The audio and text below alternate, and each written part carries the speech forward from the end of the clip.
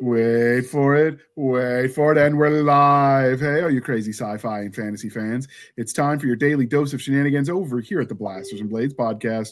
Just a couple of nerdy veterans and one chaos coordinator geeking out over our science fiction passions and fantastical fantasies. A place where magic is king, the sky is the limit, and space is the place. We are the podcast that puts the fun in dysfunction. So without further ado, we're going to let our guests introduce themselves. We're going to start with the alphabetical order because I can read, and we're going to go to Mr. DJ Butler. Sorry, do I answer the religion question right now, or do I wait till later? No. I'll ask that individually. Right now, you're just introducing yourself. Fantastic. My name is Dave Butler. As DJ Butler, my 20th and 21st novel will come out later this year. I've also written a couple different kinds of nonfiction and novels for kids. I've done editing work at I'm at my third publishing house right now. I've worked for Wordfire Press, edited for 3 years there. I was 3 years at Bain Books, and now I'm a senior editor at Arc Press, a new insurgent genre fiction publisher. By training, I've done lots of other things. I'm actually admitted in the New York State Bar still after 25 years. Solid 15 years of not really doing anything legal practice. I've been a corporate trainer. I've been an investment banker. Do consulting work. Married, 3 kids, 2 dogs. Play the guitar badly and the banjo worse. But do you duel with your banjos? You can't duel. One guy can't duel with banjos. You have to have 2 banjos. That's the nature of a banjo duel. What if you have a split personality? One guy and a frog. One guy playing a banjo, putting it down, picking up a different banjo. It's not a duel. Okay. You're the expert, not us, so we'll take your word for it. I'm telling you, certified. I will certify that as a banjo player. Yeah. Okay. Next, we have Michael M.A. Rothman. Mike Rothman, author name M.A. Rothman. Let's see. By day, I wreak havoc in Silicon Valley and government circles, doing all sorts of tech related things and security related things. And by night and during the day, I do the author thing. So I've got 25 to 30 books. I've lost track. A bunch of different languages, and I don't juggle my time very well, so I never know what I'm doing next. So that's about it. That happens to all of us. All right, last we have Mr. Steve Diamond.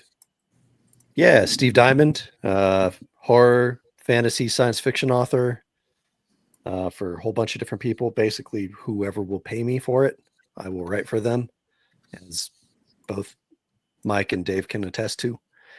And so I do the whole writing thing, and then by day, I'm a slave to the government machine, pricing analyst for a company, for a big DoD contractor.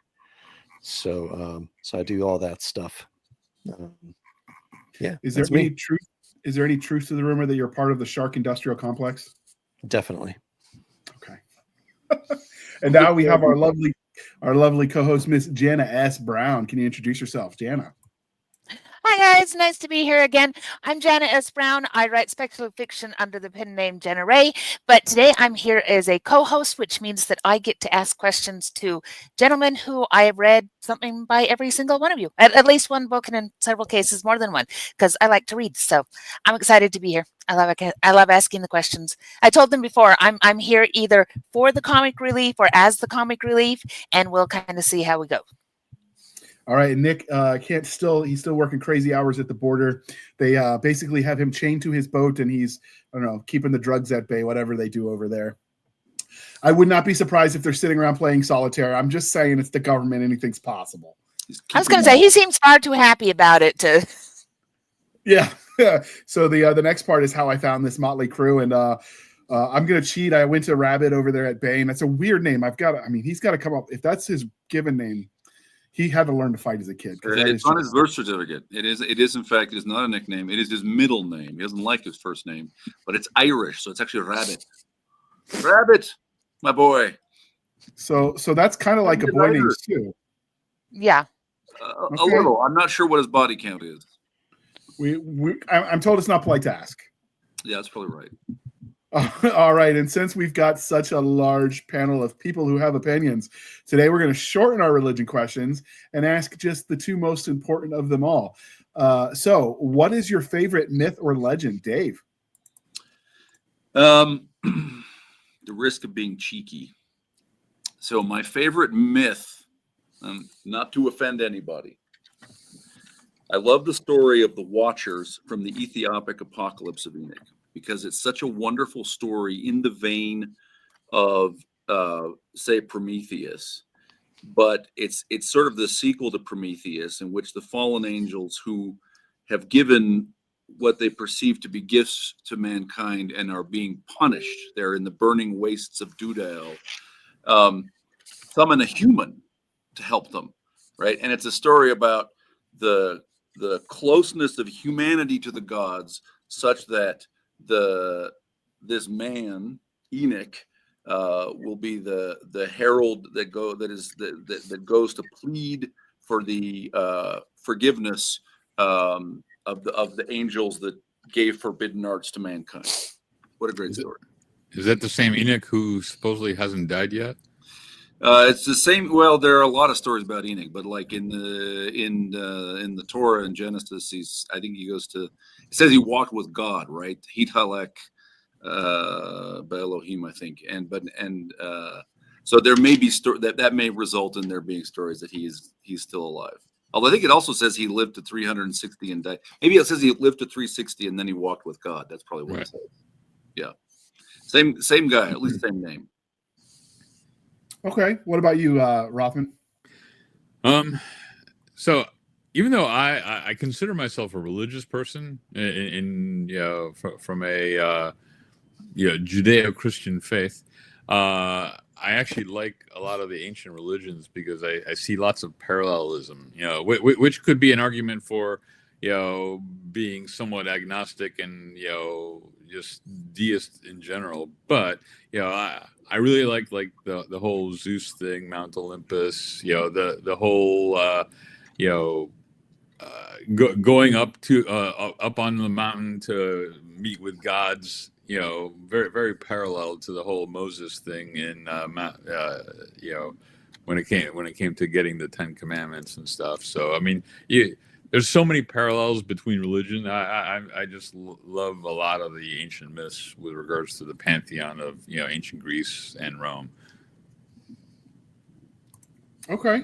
And what about you, Steve? So at the risk of not sounding as smart as the other two really, really, really, really smart guys here, I like monsters. And so, give me a good werewolf, good take on werewolves and any day, Beast of Jevedon, old Viking berserkers, Gilgamesh, whatever. Like, I dig werewolves, man. But depending on the day, I might tell you zombies. I might tell you vampires, might tell you witches. Just depends on the day. I'll say today it's werewolves. Okay, now I guess we'll get to that last then. We'll have to define our terms so we make sure we're on the same page. What about you, Jana? Oh, see, Dave's over here in the chat telling me that it's Slenderman, but let me tell you, I had teenage boys. They're now grown-ups, and oh goodness, let's just go down the road of creepy as hell. Thanks, guys. So now I won't sleep well tonight, and it's all Dave's fault. He does write horror. I come from Utah, so I should say the Legends of the Jackalope, because the little bunny with the antelope ears, it's a really, really good one. So for my local legends, I do love a good jackalope story. I'm also writing some stuff that's set in New Orleans, so I've been studying Marie Laveau, and there's some really good myth and legend when it comes to New Orleans. That is a place where all the things have happened and all the things still might happen. So those are some favorites that I dabble within. How about you, JR? Do you have a favorite? Oh, wait. I like the Atlantis myth and then the legendary Trojan horse. I know if you do a search on myths and legend, the story of Troy comes up, although some of what used to be considered apocryphal and legendary has been proven to be true. They found where they actually think the Battle of Troy happened. So I don't know if it qualifies anymore. But when I was in school, it was listed as a myth or a legend. So the Trojan horse and and Atlantis. And Atlantis still might be out there. We don't know. No, Dave and I have had a lot of discussions on the whole Atlantis thing. So. Oh, have you come to a conclusion? You'll have to read book 3 of a series we're working on. Is it out yet? Book 3 is not. No. Well, what's book 1? Time Trial. It's Time Trial? Yeah. I will link to that. I will link to that in the show notes, so that way if people want to check out what you were talking about. It won't be intuitively obvious it's about Atlantis, but you'll eventually figure it out. Not giving too much away. That's cool. All right. And then lastly, because we are civilized human beings here at the Blasters and Blades podcast, we are no longer knuckle dragging troglodytes. So coffee or tea, and how do you take it, Dave? Man, it's Mountain Dew is the answer. And I think it's cold, preferably cold enough it does not require ice. Ice is dilution. Very good That's point. what my husband says. Dave, can or bottle?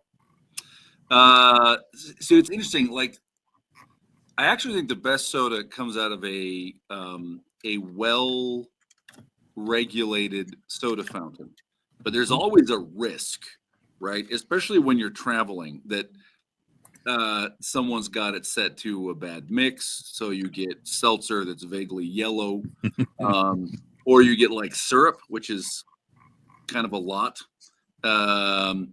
Or especially if you're traveling, the risk is you get somewhere where you have no idea. Locals won't tell you this, where their local water is bad and it's being fed into the mixing machine, and you get a nice big Mountain Dew and it tastes like chlorine, right? Ooh. So those are the risks. But if you know your local 7-Eleven, your local Maverick, your local whatever it is, that's the way to do it, is get it in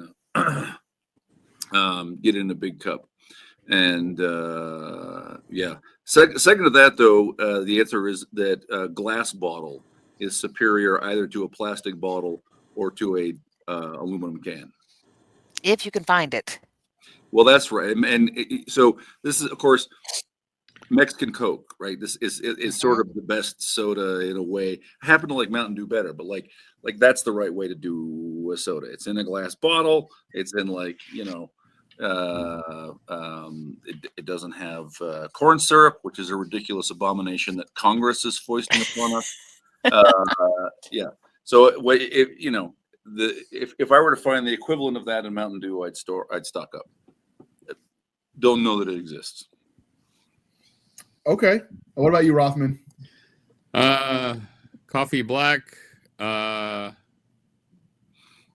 obviously, and well, not obviously, and tea black and no sugar, no nothing. I'm a bitter guy, so it's the you way like your tea and coffee like you like your soul, crusty and black. That's right. Yep. All right. What about you, Steve? I am lockstep with Dave on this one. I'm not a coffee or tea guy, and so I stick with Mountain Dew. But man, I have drinking more than my fair share of Mexican Coke.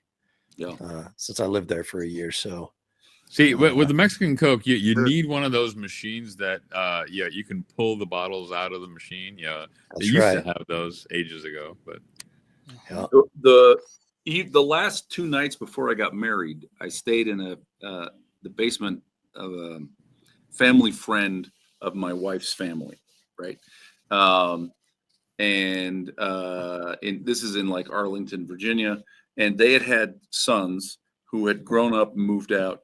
But the 2 relics of their having had sons were, one, they had a Coke machine installed in their basement, and so you can always get a Coke, like a soda fountain. And the other is that they built a bathroom for their sons that was entirely stainless steel and had a urinal and had a hot water hose at the end, so to clean it with a soap bottle. So they cleaned it like you. If any of you has ever worked like late night custodian at a university like I have, this is exactly what I saw as a 2 a.m. custodian in the Richards building. You know, you turn on the hose, you spray soap on everything, you take the soap off, and then you spray it off with hot water. Right? This was what they built for their sons. Anyway, I don't know why that's sort of semi-random. Soda, I guess, is the point. They also had a soda fountain. Okay. And Jen, I think I know the answer, but I'm gonna let you tell me anyway. Well, you know, I've started drinking. No, it's Dr. Pepper. It's always Dr. Pepper. There's always been Dr. Pepper and always will be Dr. Pepper. Though right now they did about a year ago they put out a coconut Dr. Pepper that my husband and I really, really liked.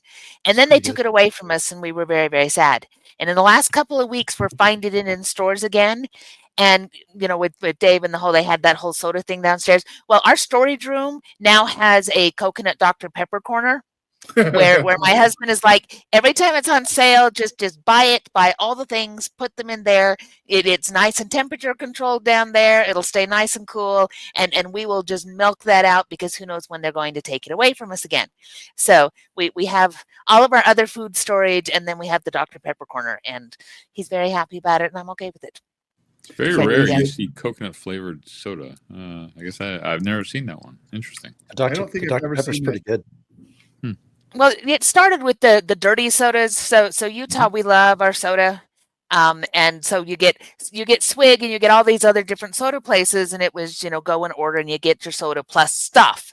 And it can be all sorts of creams and flavorings and whatever. And so the dirty Diet Coke kind of became the thing, which is Diet Coke and coconut cream and coconut, and then sometimes a shot of cream in it, depending on, you know, how much of a heathen you feel like being, how many calories you want or don't want. And that kind of drifted into other sodas, including Dr. Pepper, and a little bit of lime in it's really good. So we do coconut, lime, Dr. Pepper. It's a beautiful thing. But yeah, we're soda people out here in the West. It's the thing. So plastic, glass, or can? Mug. So I combine a plastic bottle, a can of the coconut cream. I put it all in there. I add lime juice to it and really good pebble ice, but just a little bit, because I know the whole dilution thing. That's my husband and I argue all the time over the thermodynamics of ice and how I'm diluting my drinks, and I don't care because I like pebble ice. But so that is it. It goes in the mug, and I get one mug, and then I have to drink water. What do you mean pebble ice? Are you talking like the Chick-fil-A ice? It's a little tiny pedal. The little teeny tiny pebble things. It's the bestest ice, but it does melt very quickly, and so then it does dilute your soda. But you just have to drink the soda fast enough, and then it doesn't matter. So it sounds like you don't warm your Dr. Pepper up on the stove before you drink it. No. Wait, people do that? No stove. Oh yeah. Yeah. There are people who like a warm Dr. Pepper. They're wrong, but they exist. That is all right. If you, dear listener, are one of the people who likes warm Coke products or Coca-Cola products, Dr. Pepper specifically. Oh, Dr. Pepper specifically. Dr. Pepper Specifically, yeah. Weigh in. So normally I'm a coffee person, but lately, because it's it's that time of year, I've been digging some sun tea. So I've been having that out there while I'm gardening. I'll leave it out there to back in the sun, and I come out and I got tea for dinner. It's surprisingly good. I can get away with a lot less sugar in it that way than I would normally put. Because there we go. Normally, because I'm from the South, if you want sweet tea, Wilford Brimley has to rise up from his grave and smack you in the face and tell you about diabetes. Yep. That's the proper way to drink tea. But obviously, like, my waistline does not like that, so I've been going raw dog in the tea. No, just a little bit. So. All right, so now that we got that out of the way, I figure since we're here talking about myths and legends and speculative fiction, what is a myth or a legend? And this is the point where anybody can jump in, and it kind of becomes a cage match. So if you don't like what somebody else is saying, just talk over them and punch them in the face, and we're good. Well, all right. So let me kick it off, because this will cause gnashing of teeth and consternation amongst everybody, including myself, because most people aren't atheists. They are believers of a faith, one faith or another. But I'll take, including myself, and I will take the argument that says most anything that you can't go ahead and touch, feel, verify, with visually, etc. You can't put it in your hand. There's an element of myth and legend to any religion, any belief you have. So the God that most of us follow, or that the ancient Greeks followed, I think they're arguably equivalent. So Okay. I'll throw that. I'll roll that grenade into the middle of the room. So this is so interesting because people will misuse or use words differently. So let me suggest sort of my reaction to those two terms without knowing whether without looking at a dictionary to see if a dictionary would agree with me. So to me, a legend, a person can become a legend, and like he was still a person. Judah the Maccabee is a legend. Okay, and in some of the accounts probably there's probably some exaggeration of stuff that happens, right? But like, he was a man. We know when he lived. He was a real guy, right? So I think a legend is sort of a story that can have some of the same kinds of exaggerations that a myth can, but it's a story fundamentally about human excellence or a look at some exaggeration of the human condition, right? For me, a myth is something that's different. A myth is well, let's take this another way. Well, I'm sorry, this is going to be long. The human brain has right and left hemispheres. Okay. The left hemisphere is the part that we consciously work with, most of us. And what it does is it pays a certain kind of attention, which is it pays real close-up focus to something. So if you're tying your shoe, your left brain is working on tying your shoe. Or if you're sneaking up on the mammoth with your addle, the left brain is looking at the mammoth, right? That's the kind of narrow attention that the left brain pays.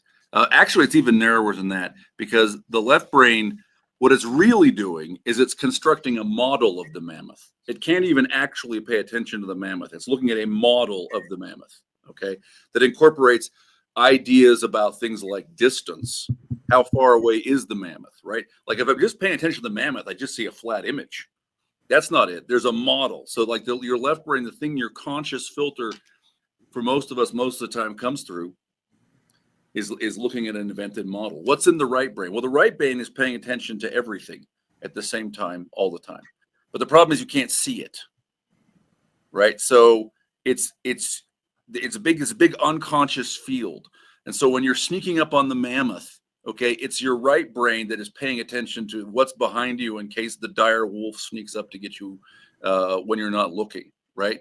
But also the right brain, because it pays attention to everything all at once, is the source of things like identity. What is Jana's identity? Well, it's her relationship to her husband, her relationship to her writing, her relationship to Dr. Pepper with coconut formed pebble ice, right? So to know who Jana is, you have to be able to look at a whole bunch of things all at once. That's in the right brain, right? The problem is you can't look at it. You can only look at the artificial construction that your left brain is presenting to you all the time. So how do we access the right brain? All kinds of indirect ways, sometimes on purpose and sometimes not. And I think that one of the things that myths is they are true stories, but they're not necessarily factual stories in the way that a physical scientist might think of fact, right? It is a myth is something that goes into that unconscious, that massive, soupy, invisible part of your brain and connects ideas about all kinds of things, about the cosmos, about your the arc of your existence. Where did I come from? Where am I going? Is death the end? That kind of stuff. But also, social roles. What is a king, right? What should a woman do, right? And presents it all in stories that it's a true myth if by how it feels. If it feels right, then it's correctly touching a bunch of things in your right brain, your invisible right brain, and revealing something to you about humanity. That's what I think. I mean, I think you bring up a good point, and I think the contrast ends up being the myth is an attempt to be a depiction of what really was, whereas a legend is expected to be an embellished view of, potentially, someone or something that had occurred in the past. I guess when I think of a legend, it's okay to be a to tease the details a bit, but it's about a real person. Whereas, a myth is supposed to be a depiction of the real thing. I also think that here's one of the ways I've always looked at it, and I think it aligns with what both you guys are saying, but it also is a slightly different take. Okay. Myths are, in a way, us dudes, us humans, whatever, looking back on things or at events or at events that are so much bigger than us. Whereas a legend is the attempt of a man to become one of those myths by doing something that's bigger than himself. So now that can be, biblical stuff. That can be, and for good or ill, that can be, Vlad the Impaler, doing what he does and people turning him into a myth and a legend in a way. Or it's Babe Ruth calling a shot, saying, I'm going to hit this home run right now for that kid right over there that's in the hospital. So, that's the legend is man's attempt to be bigger than himself, to become enshrined in myth. That's always how I've looked at it. They don't necessarily, I mean, they can be totally different, but they don't have to be. Well, there's a reason that the phrase man, myth, and legend, is kind of strung together. Mm-hmm. And So yeah. Hey, so we're sorry about this abrupt interruption, but we had so much fun that I forgot to air the commercial. So I'm just going to pause it where I think it's a natural part. We're going to slide in that commercial for this sponsor for today's episode. And with that, we're going to air that beautiful bean footage, people. And as you can see on the screen, you kind of know what's coming. For 5 years, Adarin has waited to get the call. The event when the system controlling her world grants her a class and appropriate skills to become an adventurer. When the system makes her a war master, Adarin eagerly sets out on her first journey. The problem? Her class is useless. No one believes a war master is anything but a joke. They aren't strong fighters, they have no magic, and they don't have powerful skills. But Adarin hasn't waited all these years to give up now. With the help of a young man from another world, she's going to prove this War Master can do anything. War Master 1, Dungeon Spiteful, by Melissa McShane. All right. Thank you for sticking with us through that commercial interlude. And with that, I am going to get out of your face and we're going to go back to your regularly scheduled programming. I can speak, I promise. And with that, boom, time to talk about myths and legends. According to Encyclopedia Britannica, which is where I grabbed, a myth is a traditional story, often sacred, that explains the origins of the world, the universe, or human existence, frequently involving gods or supernatural beings. And a legend is a story passed down through generations about a real person or event, but exaggerated with embellished details. So a legend is like a fish story, essentially. It was this big, it weighed that much, honest. And it gets bigger every time.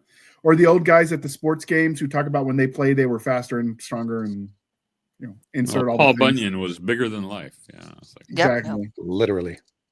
So now that we know like what they are, why do you think they work so well in speculative fiction? And do you think it's better for fantasy or science fiction, or does it matter? I don't think it matters. I think it just depends on the story you want to tell. I mean, so much science fiction is just, there's so many things that have happened in the past that, blurred that line between like supernatural and superstition, or to use the other word, supernatural and myth, or whatever you want to say, realism and myth, that today we know what that is in science. Doesn't make it any less relevant, doesn't make it any less mythical or any less legendary. I mean, you look back at the Salem witch trials, right? Look back at those and you say, at the time it was mass hysteria. There was witchcraft, there was demons everywhere, and yada yada yada. Well, the reality is it was likely barley poisoning and mass delusion due to it, and dudes and women being pissed off that their significant others were cheating on them. I mean, that's what it was. Doesn't make any of it less fabulous to learn about. Doesn't make it any less mythical in some ways. Doesn't make some of those people any less legendary. But there's an explanation to it. So I think for science fiction, you can definitely incorporate it. And the further afield you go, the further forward you go, a lot of times, I mean, who's to say that someone isn't going to look back in the future, way in the future, and talk about the myth and the legends of blasters and blades, right? It's so far in the future that to them it's so far in the past, it doesn't matter. To us it's like looking back on the Greeks, or looking back on the Epic of Gilgamesh, or looking back on caveman times. Fantasy, you get to do the same thing. I don't think it matters. It's funny, JR, is when you first posed the question, fantasy versus science fiction, I had an immediate reaction that says it fits better with fantasy.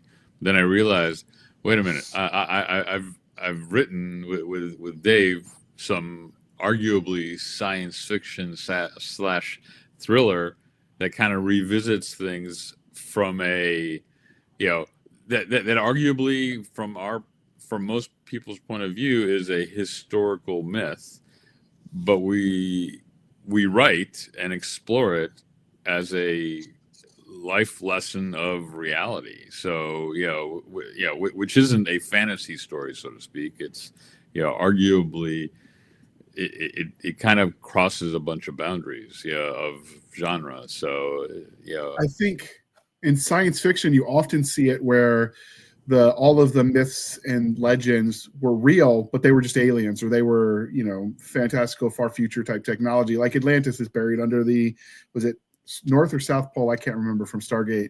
Or, the gods were just aliens, or, whatever. Like that's a common enough trope in science fiction. Mm-hmm. Well, even Mike, even Operation Thrall that you and I wrote together. Yeah. That's all about the myth and the mysticism, the myth of zombies, right? Sure. And Absolutely. so, and that ain't no fantasy novel. Nope. And so, I mean, it's certainly plenty violent and fun. But to be honest, what do you expect from the two of us? Yeah. I'm not sure we've exhausted the distinctions between them and like what some of the value of myth is. Let me make a kind of an observation and then get to your question. There is a school of scholarship that was active in classics, but also in biblical studies, called the Myth and Ritual School, that that argued, and these are sort of not in vogue right now, but it's not because they lost the debate. They just, the interest went elsewhere over time, right? So people will still quote these guys, and that there's an intrinsic connection between myth and liturgy, that a myth is a particular kind of story. It's a story that is meant to be reenacted, that it's meant to be lived through. And we know this reasonably well from like the Greeks. So we know that in Eleusis every year, people went and they were initiated into the mysteries of Eleusis. What exactly they did is very mysterious, but they seem to have been reliving the story of Demeter and Persephone, and getting an insight somehow into grain and eternal life, and we don't, and they seem to have experienced a vicarious death, or an experience of death and resurrection. So, and sort of I think it's Pindar or somebody says, if you die before you die, then you don't have to die when you die. There's sort of an inoculation against death in this experience. But even in like the New Testament, Paul compares baptism to dying, being buried, and then rising with Christ. That's a very simple myth and ritual, right? It's a very simple, you're doing this ritual thing, here is the sacred story that you are living in, right? So myth has, at least some myth has that aspect. It's interesting to ask about science fiction and speculative kind of fiction and stuff. There's a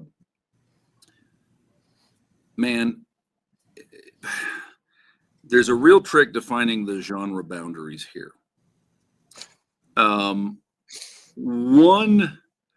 One way to divide it is simply by how the publisher tries to sell it. What shelf is it on in the bookstore? What does the publisher say on the book about it? Is there a picture of a sword or a ray gun on the cover of the book?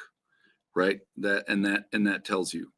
And in a way, that might be the only real way to define genre, because you can define kind of poles. I think that in science fiction and fantasy, there is something at work in both of them at the core.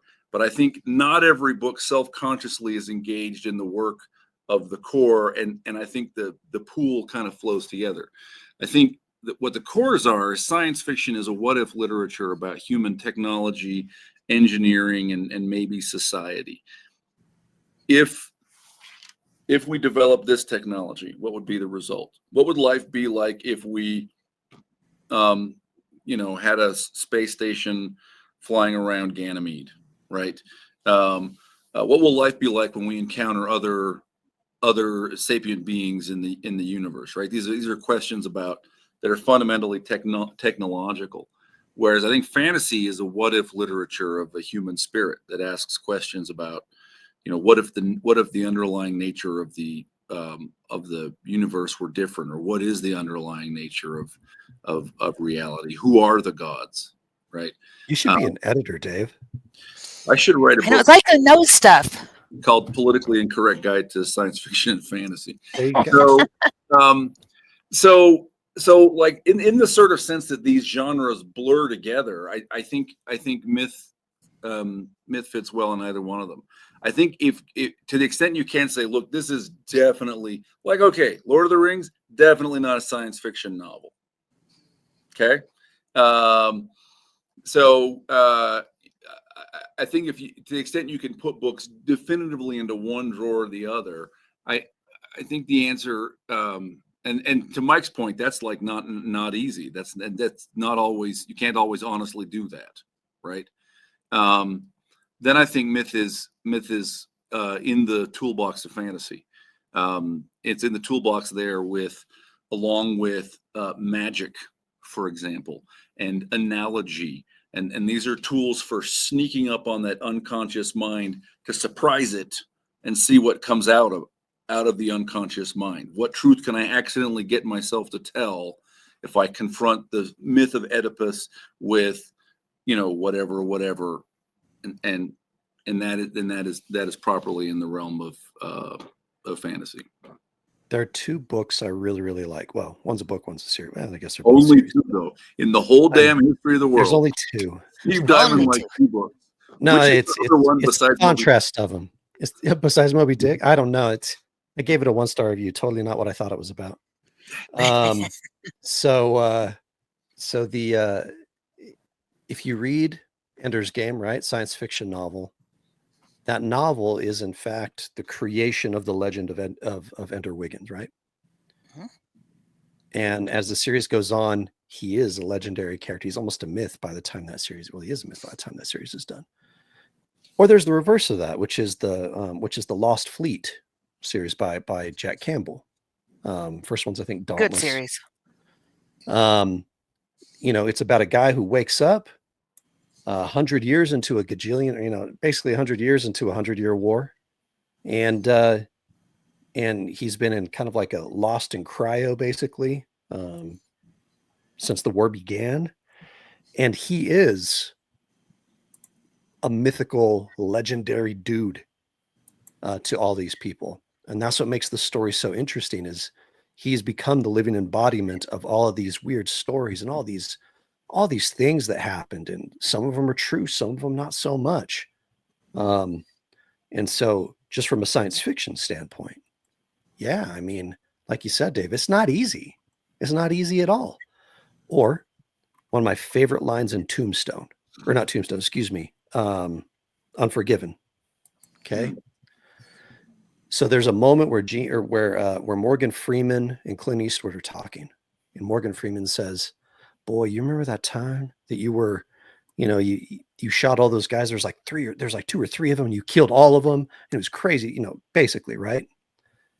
And this is Wild West type stuff. The expectation is, yeah, but it really wasn't like that, or whatever. Clint Eastwood's response is, "There were 6." It's like, no, it was even bigger. Because again, in that movie, Clint Eastwood is legendary for the guy he used to be. And when people are confronted with living legends, that interaction is super interesting in speculative fiction. I love it. I mean, think about it. The Boy Who Lived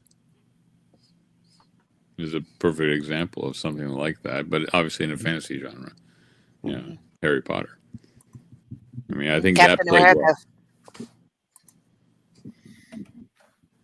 Okay.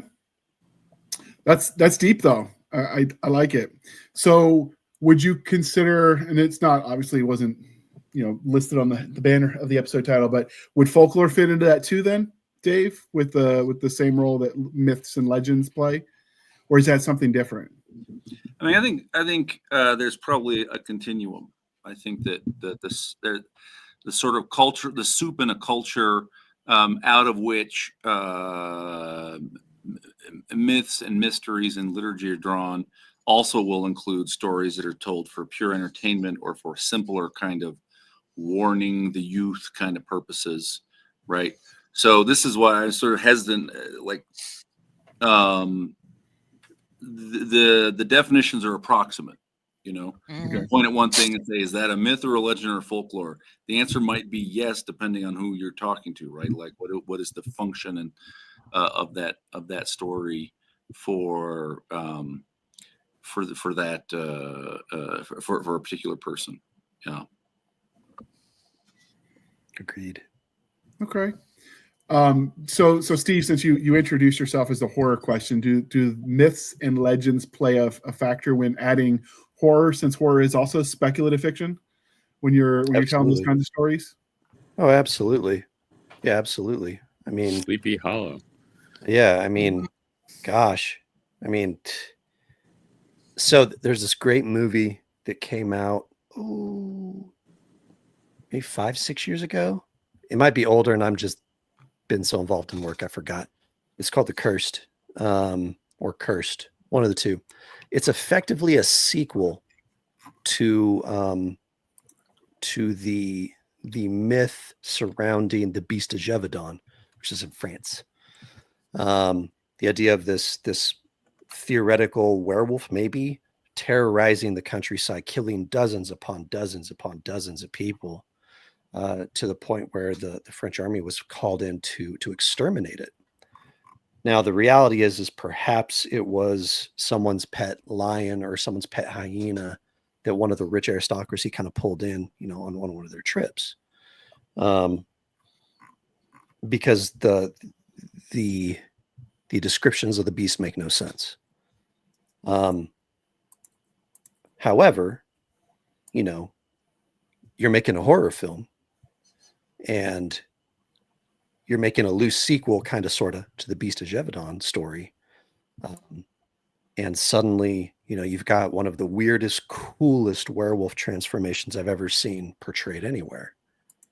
Or heck, Brotherhood of the Wolf, the French film, is a fantastical take on the Beast of Gévaudan story directly. And so anytime you do anything in horror, a lot of times you're preying upon the myths of certain monsters, and you're twisting them to whatever you want, whether it's, like Rothman and I writing more of a techno thriller in Operation Thrall, and we're taking the whole zombie thing and kind of technifying it, and also using things that exist in nature to rationalize it. Or it's, it's a more direct take of, some dude who gets bitten by a werewolf and now he's a cop. Or, there's so many different takes on this.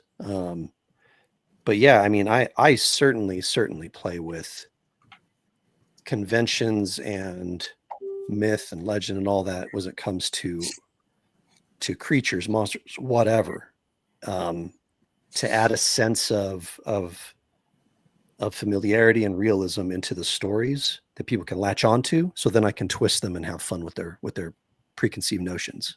And adjacent to what you just said, and brought up, jogged my memory a bit. When someone hasn't seen an example of a thing, like, imagine you'd never seen an elephant, never heard of it.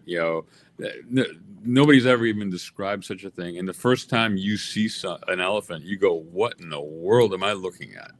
That looks like nothing I've ever seen in my life. So you can imagine the tales that would be told. Like for instance, believe it or not, like I'd read recently, like mountain gorillas. Like the gorillas that we now are very familiar with, have mental images of. Evidently, much of Europe had never seen or heard of any such creature since like early 1900s, like 1902 or something, was the first time that like Europe actually like saw the first examples of a mountain gorilla. It's not that long ago. Or like the Cyclops is a perfect example of like, in parts of Europe, you had extinct from the Ice Age miniaturized elephants.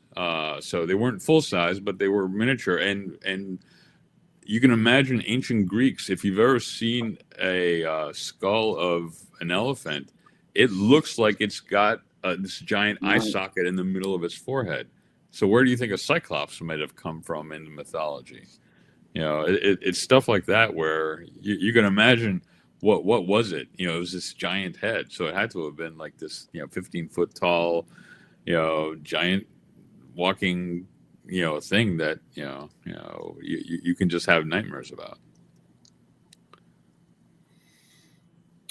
Okay. Now, do you think, given that you normally write like science-based stories, whether it's sci-fi or fantasy or your thrillers, you pull on your scientific knowledge, does that limit your use of legends when you try to be no, but it allows me to justify weird things in my writing, that I can go ahead and pull out some of these analogies and go, listen, I don't know about what's going on, but I do know some things that had existed, and I can use them as an example. And what is it that we're looking at now?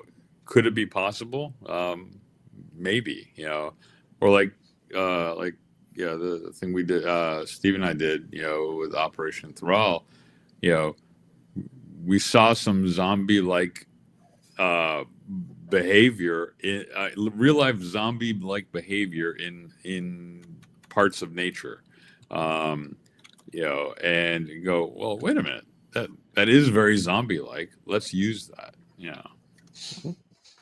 So that brings up a question of when you're saying, okay, I'm writing along and I'm looking for more things, and you start looking at legends, how you decide which kinds of things you're going to pull into. Because like Dave with Witchy Eye, you're talking about the mound building, that it's very much American legend, American mythos.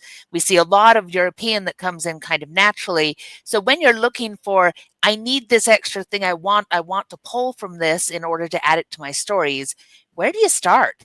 Because I know we've got some people, we get lots of readers who listen to us, but we also get some up and coming writers.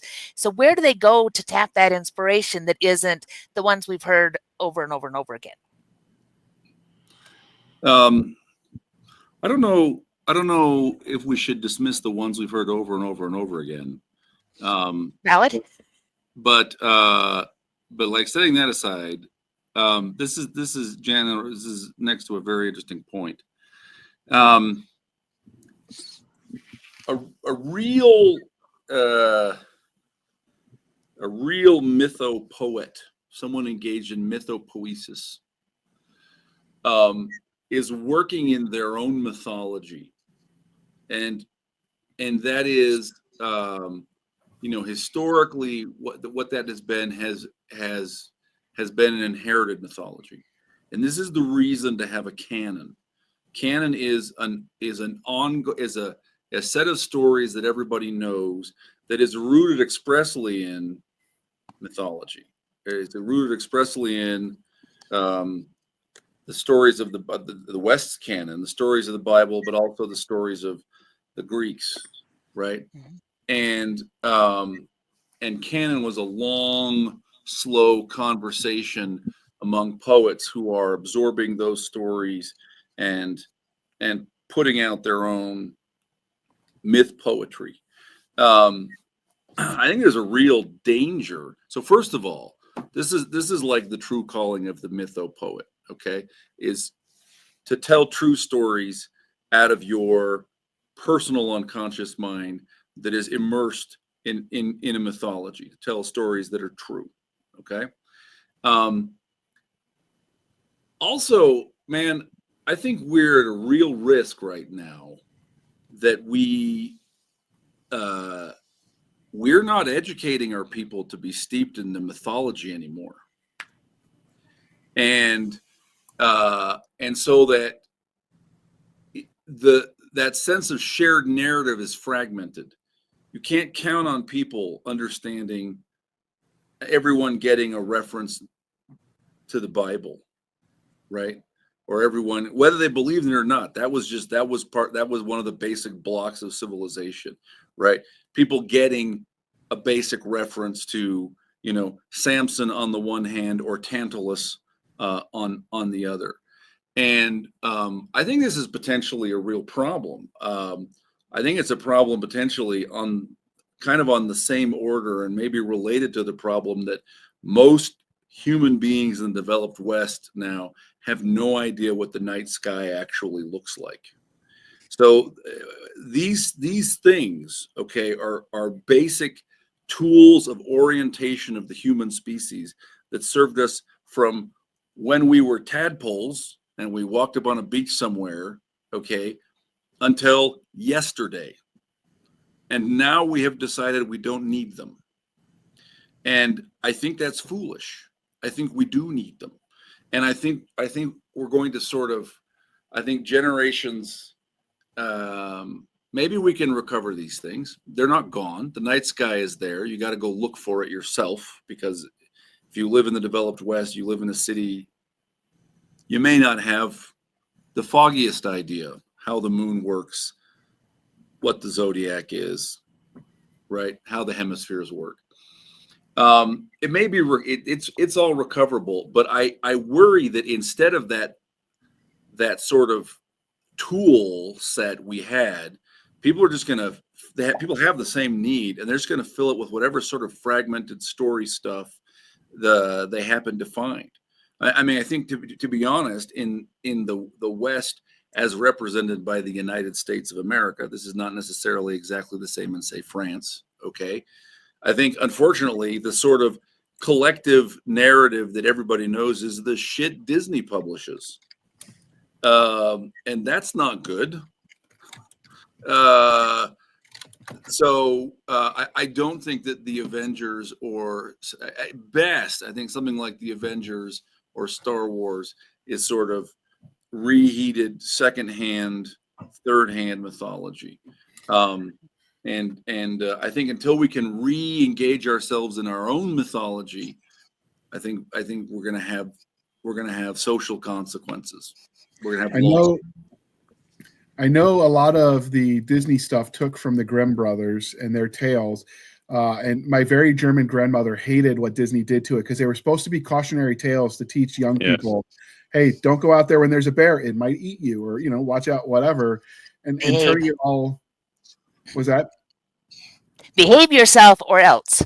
Yeah. And so I think we lose something. Now, given that these stories have been told, and if someone wanted to do something different, do you think there's room for, I don't know if linguistic drift is the right answer, but if you ever played telephone when you were a kid and the story you get at the end being so vastly different than whatever was passed on at the beginning, I was the kid that would mess it up on purpose just for grins and giggles. But do you think there's room to reinterpret them, or do you think it's better to stay true to the original messaging? This is for everyone, obviously. I think the best way to reinterpret them is to know them. I can't go reinterpret something that I don't know anything about. So to Dave's point, man, go educate yourself on some of these things. There's so much rad stuff out there. And I mean, I know Dave, I mean, the three of us here, Mike's, me and Dave, we've known each other for such a long time at this point. I think that I don't think it's a stretch to point at Dave and say, Dave is that guy that studies all of the old stuff that most of us have forgotten exists, including languages. And we say it as a compliment. Thanks.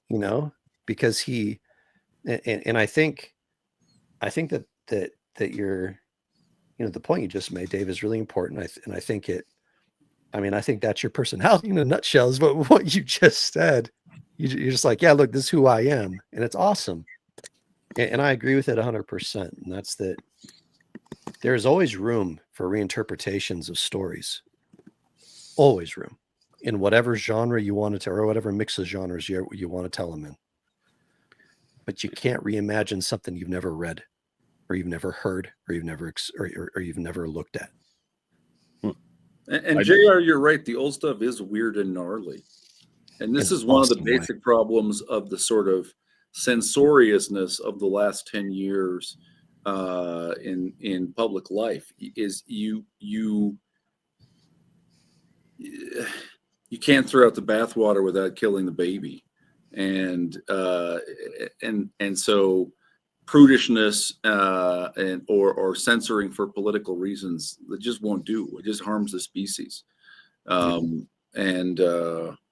Yeah, of course you are reinterpreting, right? Ideally, you're reinterpreting in an inspired way, in a way that you don't fully understand. Ideally, you're working in. William Blake is amazing for so many reasons.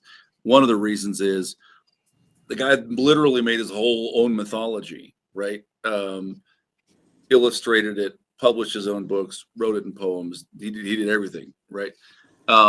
Most of us don't do that. Most of us have an inherited mythology, so which is then shared with other people, right? Which is good, because most of us are not familiar with William Blake's Urizen and Los and his kind of invented deities.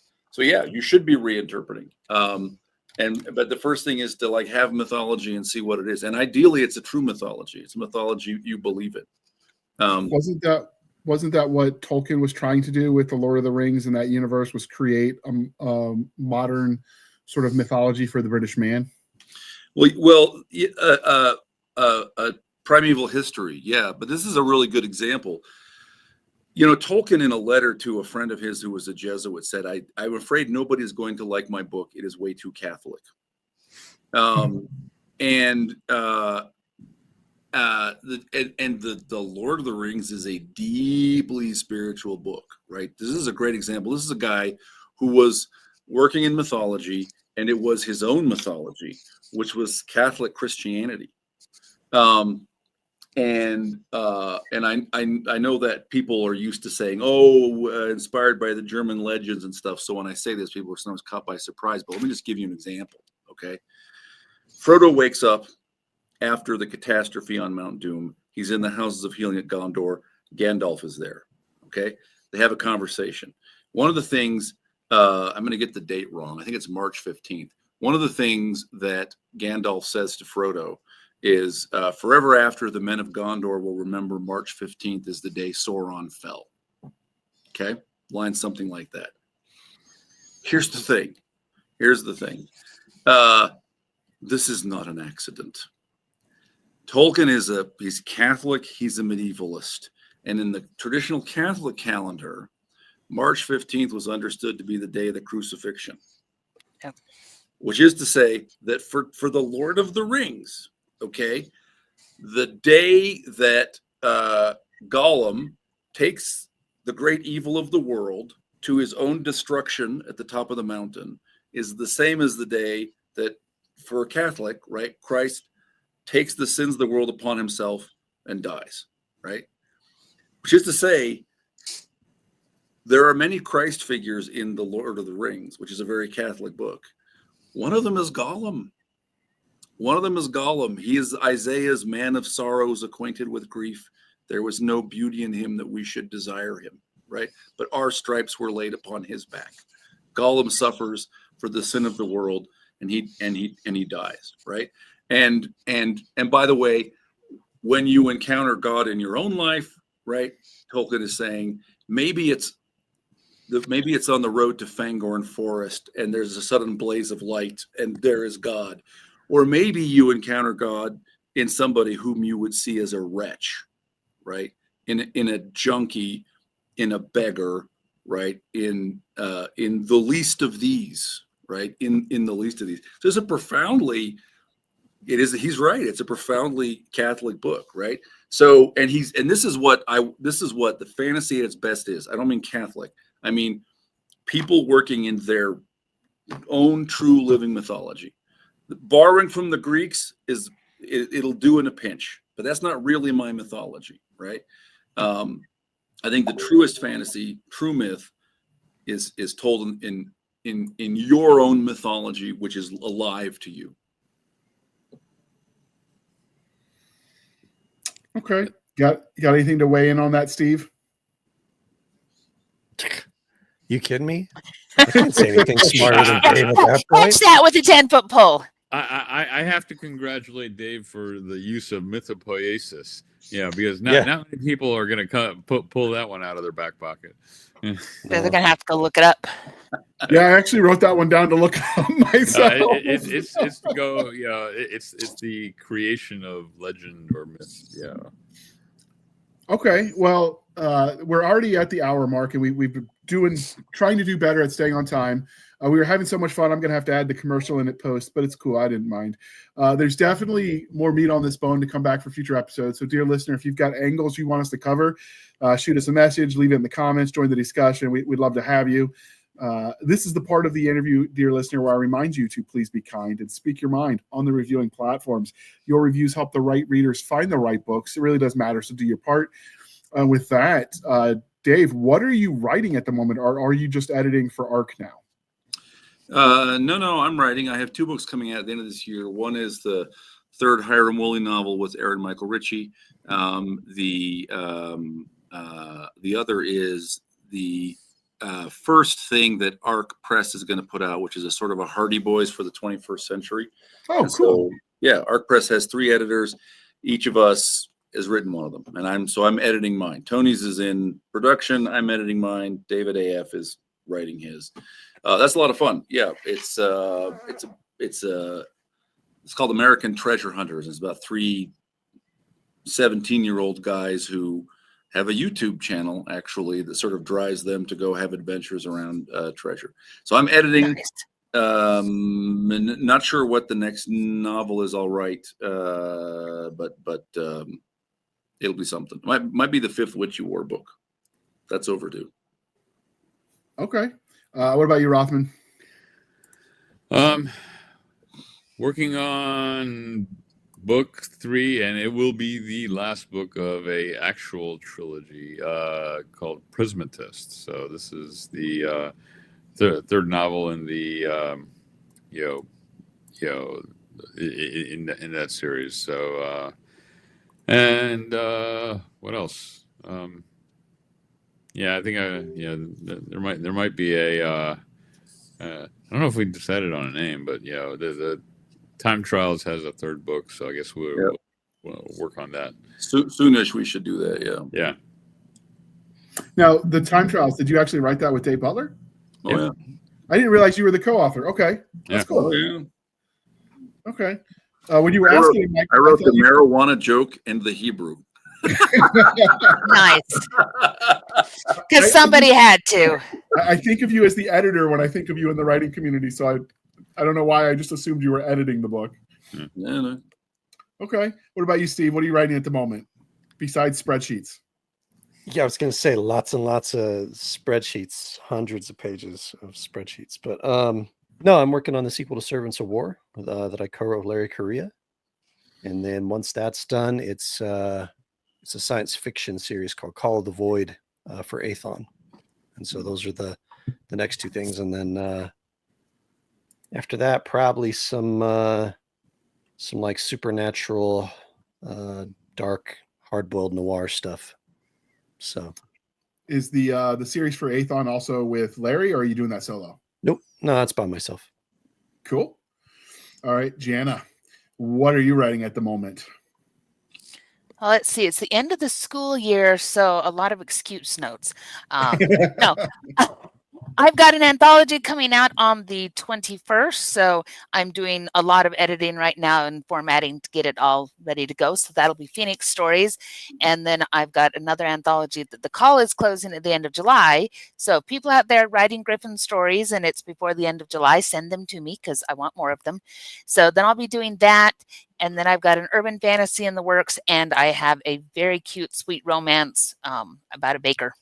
So, making sure that I dabble in all the things so I don't get bored, because I hate it when I'm bored. If you're writing about a baker, does that mean every time you go to the bread store, you can write it as a tax deduction? Because I do love this. Yes.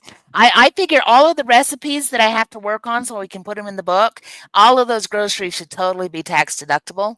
I'm down. And then we can put that in there, and it's all happening in Indianapolis. So I think that now I can justify a trip to go up to Indianapolis and hang out there for a little while. There's all sorts of things you can justify once you start writing stories about it. Yeah, the zoo's pretty cool in Indianapolis. I've been to that one. You should write that in there, just even if it's a 1 sentence, so you can justify it. We are not tax consultants, by the way, dear listener, so don't count this advice as anything more than a bunch of fools bloviating on the internet. For what it's worth. I give all my numbers to somebody else who's a lot smarter than I am when it comes to finances, and they send me back a bill and something to send to the government, and I say thank you very much. All right, so Dave, how can listeners and viewers at home find you on the wild interwebs? And as usual, links will be in the show notes. I am very active on X at David John Butler. I am also one of the people responsible for the ARC Press Twitter account at ARK_press.